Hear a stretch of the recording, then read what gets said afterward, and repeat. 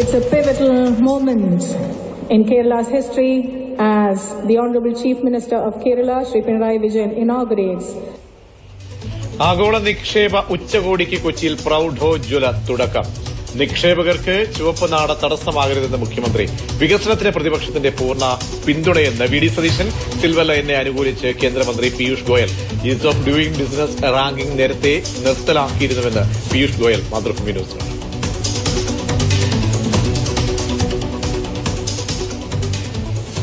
കൊച്ചിയിൽ ആഗോള നിക്ഷേപ സംഗമം.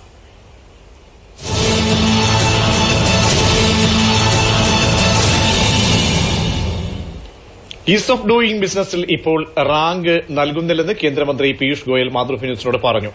5 വർഷം മുൻപ് റാങ്കിംഗ് നിർത്തലാക്കിയിരുന്നുവെന്നും പീയൂഷ് ഗോയൽ പ്രതികരിച്ചു. In ease of doing business, our approach is not to give ranking number 1, number 2.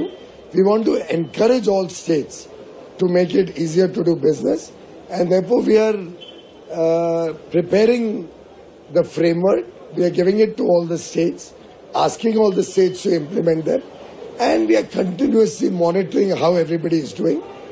All the states in the country are making significant effort. We have stopped the process of ranking 1, 2, 3. Now we are giving everybody what action. Many years ago, almost I think 4 or 5 years ago, we stopped ranking. What we now do is encourage all the states. Arun Shankar നമുക്കൊപ്പം വിവരങ്ങളുമായി കൊച്ചിയിൽ നിന്ന് ചേരുന്നുണ്ട്. Arun, is of doing ബിസിനസിൽ കേരളം ഒന്നാമതെത്തി എന്നുള്ളതായിരുന്നു സർക്കാരിന്റെ അവകാശവാദം. അങ്ങനെ ഒരു റാങ്കിംഗ് സംവിധാനമേ ഇല്ല എന്ന് കേന്ദ്ര സർക്കാർ വ്യക്തമാക്കുന്നത്. ഇപ്പോൾ പ്രതിപക്ഷത്തെ MLA മാരടക്കം അരുൺ പീയൂഷ് ഗോയലുമായി സംസാരിച്ചത് ആ വീഡിയോ ഒക്കെ പ്രചരിപ്പിക്കുന്നുണ്ട്. എന്താണ് കേന്ദ്രത്തിന്റെ പ്രതിനിധിയായി പീയൂഷ് ഗോയൽ വ്യക്തമാക്കുന്നത് ഈസ് ഓഫ് റാങ്ക് ബിസിനസിന്? തീർച്ചയായിട്ടും നമുക്കറിയാം, ഈ ഈസ് ഓഫ് ഡൂയിംഗ് ബിസിനസ് അഥവാ ഈ വ്യവസായ സൌഹൃദ സൂചിക, ഇതുമായി ബന്ധപ്പെട്ട് കേരളത്തിൽ കഴിഞ്ഞ കുറെ ദിവസങ്ങളായി വലിയ വിവാദങ്ങൾ നടന്നിരുന്നു. ഭരണ പ്രതിപക്ഷ അംഗങ്ങൾ തമ്മിൽ ഏറ്റുമുട്ടലുണ്ടായി. അത് മാത്രമല്ല, പ്രതിപക്ഷത്തിനുള്ളിൽ തന്നെ, അതായത് പ്രധാനമായും കോൺഗ്രസിനുള്ളിൽ തന്നെ ഇത് വലിയ ചേരിപ്പോരിന് ഇടവച്ചിരുന്നു. അതായത് ശശി തരൂർ MP ഇതിന് അനുകൂലമായൊരു ലേഖനം ഇംഗ്ലീഷ് പത്രത്തിൽ എഴുതുകയും അത് ശശി തരൂരിനെതിരായി കോൺഗ്രസിനുള്ളിലുള്ളവർ തന്നെ ഉപയോഗിക്കുകയും ചെയ്തിരുന്നു. അപ്പോൾ വളരെ വലിയൊരു വിവാദമായിട്ട് ഇത് മാറിയിരുന്നു. ഈ വിവാദത്തിനാണ് ഇപ്പോൾ കേന്ദ്ര വാണിജ്യ മന്ത്രി പീയൂഷ് ഗോയൽ ഒരു വ്യക്തത വരുത്തിയിരിക്കുന്നത്. അതായത് is of doing business index അഥവാ വ്യവസായ സൌഹൃദ സൂചിക എന്നുള്ളത് റാങ്കിങ്ങിന്റെ അടിസ്ഥാനത്തിൽ പ്രസിദ്ധീകരിക്കുന്നില്ല എന്നതാണ് കേന്ദ്ര വാണിജ്യ മന്ത്രി വ്യക്തമാക്കിയത്.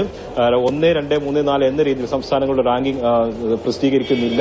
നേരത്തെ ആ ഒരു പതിവുണ്ടായിരുന്നു. 5 വർഷം മുമ്പ് അത് നിർത്തലാക്കിയതാണ്. ഇപ്പോൾ അത്തരത്തിലുള്ളൊരു സൂചിക നിലവിലില്ല. സംസ്ഥാനങ്ങൾ തമ്മിൽ മത്സരം വർദ്ധിപ്പിക്കുന്നതിനും അതോടൊപ്പം തന്നെ വ്യവസായ അനുകൂല സാഹചര്യം സൃഷ്ടിക്കുന്നതിനും വേണ്ടിയിട്ട് ചില മാനദണ്ഡങ്ങൾ തയ്യാറാക്കി സംസ്ഥാനങ്ങൾക്ക് നൽകിയിരുന്നു. ആ മാനദണ്ഡങ്ങളുടെ അടിസ്ഥാനത്തിൽ പ്രവർത്തിക്കുകയും അതിനനുസരിച്ച് നടപടികൾ സ്വീകരിക്കുകയും വേണമെന്നാണ് നിർദ്ദേശിച്ചിട്ടുള്ളത്. അതിനപ്പുറത്തേക്ക് ഒരു തരത്തിലുള്ള റാങ്കിങ്ങും നടപ്പിലാക്കിയിട്ടില്ല എന്നുള്ളതാണ് അർത്ഥശങ്കയ്ക്കിടയില്ലാത്ത വിധം വളരെ വ്യക്തതയോടുകൂടി കേന്ദ്ര വാണിജ്യ മന്ത്രി പീയൂഷ് ഗോയൽ വ്യക്തമാക്കിയത്. ശരി, അരുൺ ശങ്കറാണ് വിവരങ്ങൾ നൽകിയത്. അങ്ങനെ ഈസ് ഓഫ് ഡൂയിംഗ് ബിസിനസുമായി ബന്ധപ്പെട്ട ഒരു റാങ്കിംഗ് അത് നിർണ്ണയിക്കുന്നില്ല ഇപ്പോൾ എന്നുള്ള വളരെ പ്രധാനപ്പെട്ട ഒരു പോയിന്റാണ്. ഇപ്പോൾ എന്തായാലും ഈ നമ്മുടെ വികസന സ്വപ്നങ്ങളെ സംബന്ധിച്ചിടത്തോളം കേരളത്തിന്റെ വ്യവസായ രംഗത്ത് പുതിയ വാതായനങ്ങൾ തുറക്കുന്ന ഒരു സമ്മിറ്റായിട്ടാണ് കൊച്ചിയിലെ ഈ ഗ്ലോബൽ ഇൻവെസ്റ്റ്മെന്റ് മീറ്റ് മാറുന്നത്. അവിടെയാണ് മുഖ്യമന്ത്രി ഇന്ന് ഉദ്ഘാടനവും നിർവഹിച്ചു. മാത്രമല്ല അവിടെ പ്രതിപക്ഷത്തിന്റെ സാന്നിധ്യം വളരെ പ്രധാനപ്പെട്ടായിരുന്നു. എന്തായാലും ആ വലിയ സ്വപ്നങ്ങൾക്ക്, വികസന സ്വപ്നങ്ങൾക്ക് തിരിയിട്ട ഇൻവെസ്റ്റ് കേരള ഉച്ചകോടിക്ക് കൊച്ചിയിൽ പ്രൌഢഗംഭീരമായ തുടക്കമാണായത്. മുഖ്യമന്ത്രി പിണറായി വിജയൻ ഉച്ചകോടി ഉദ്ഘാടനം ചെയ്തു. അതോടൊപ്പം ഒരു പ്രധാനപ്പെട്ട കാര്യം സിൽവർ ലൈൻ പദ്ധതി ചർച്ചാ വിഷയമായി എന്നുള്ളതാണ്. ആ പദ്ധതിക്ക് പരസ്യ പിന്തുണ അറിയിച്ച് കേന്ദ്രമന്ത്രി പീയൂഷ് ഗോയൽ രംഗത്ത് വന്നു. നിക്ഷേപകർക്ക് കേരളത്തിലേക്ക് സ്വാഗതമെന്ന പ്രതിപക്ഷ നേതാവ് വി ഡി സതീശന്റെ വളരെ പ്രധാനപ്പെട്ട ഒരു പരാമർശവും ഈ യോഗത്തിൽ സാന്നിധ്യമായി ഉണ്ടായി. കേരളത്തിന്റെ വികസന ചരിത്രത്തിൽ ഇടം നേടുകയാണ് ഇൻവെസ്റ്റ് കേരള ആഗോള നിക്ഷേപ ഉച്ചകോടി. 50 കോടിയിലേറെ മുതൽ മുടക്കുള്ള പദ്ധതികൾ അവതരിപ്പിക്കും. 2 ദിവസങ്ങളിലായി കൊച്ചിയിൽ ചേരുന്ന ഉച്ചകോടിക്ക് മുഖ്യമന്ത്രി പിണറായി വിജയൻ തിരിതെളിയിച്ചു. The government here considers that it has a great role to play as a facilitator and a catalyst. We have taken a holistic view and are paying equal attention to all matters from policy formulation to the last mile implementation. Silver line കേരളത്തിൽ യാത്രാ സമയം കുറയ്ക്കുമെന്ന് കേന്ദ്രമന്ത്രി പീയൂഷ് ഗോയൽ പറഞ്ഞു. കേന്ദ്ര railway മന്ത്രാലയം പദ്ധതിക്ക് അനുമതി നൽകാത്ത പശ്ചാത്തലത്തിൽ കൂടിയാണ് കേന്ദ്രമന്ത്രിയുടെ പരസ്യ പിന്തുണ. Silver Line, a semi-high-speed rail coming up between Thiruvananthapuram and Kasargod, which will reduce the time to only 4 hours. വ്യവസായ മന്ത്രി പി രാജീവിനെ പുകഴ്ത്താനും പീയൂഷ് ഗോയൽ മറന്നില്ല. I can say on record that he was one of the finest parliamentarians I have come across in my life. കേരളത്തിൽ നിക്ഷേപിക്കണമെന്ന നിക്ഷേപകരോട് കേന്ദ്രമന്ത്രി നിതിൻ ഗഡ്കരി ആഹ്വാനം ചെയ്തു.